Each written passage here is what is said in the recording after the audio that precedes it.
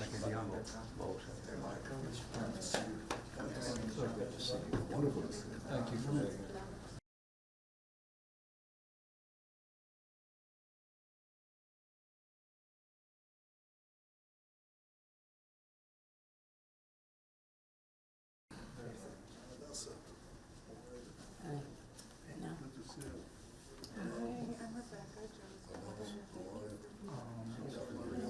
Yeah, this is my daughter Camilla. Just finished the session that tell you who the.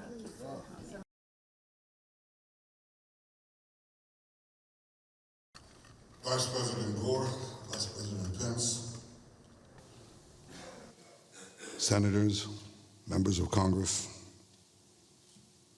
distinguished guests, above all, Hadassah and the Lieberman family, which has grown exponentially, I see. That's bringing the mitzvah of Pru'uvu, multiply.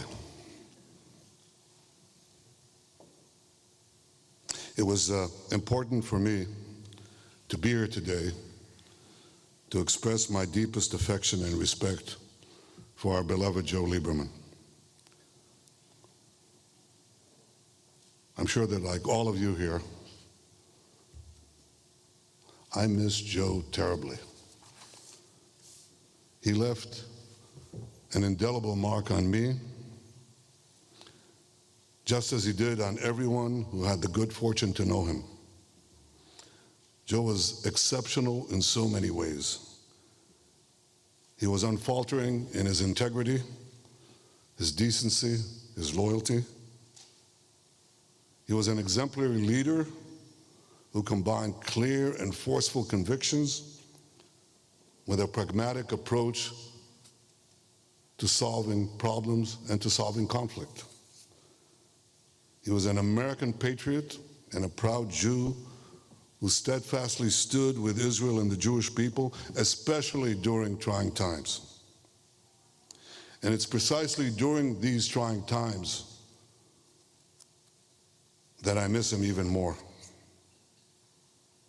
I met Joe in the early 80s when I was representing Israel in the United Nations, and he was Attorney General in Connecticut. And when we met, he said, "One day you'll be Prime Minister." And I said, "One day you'll be Senator, or maybe President." Well, almost.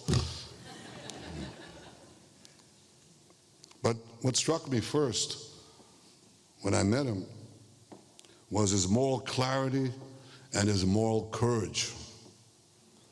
This was apparent during his 24 years as senator and during his vice presidential candidacy. Over the years, we met countless times. I treasured his wise counsel, his right sense of humor. He had a way of saying it with a smile. The corner of his lips, he had the smile. I valued his unflagging friendship in good times and in bad. He was unwavering in defending Israel and expressed his support literally up to the end of his life, literally up to the end of his days. Hours before his passing, he was editing the final draft of a statement that he and Alan Dershowitz had co-authored backing Israel's war in Gaza. His last written words, I believe, were the following: "We believe that Israel must be allowed to achieve its legitimate goal of disabling Hamas."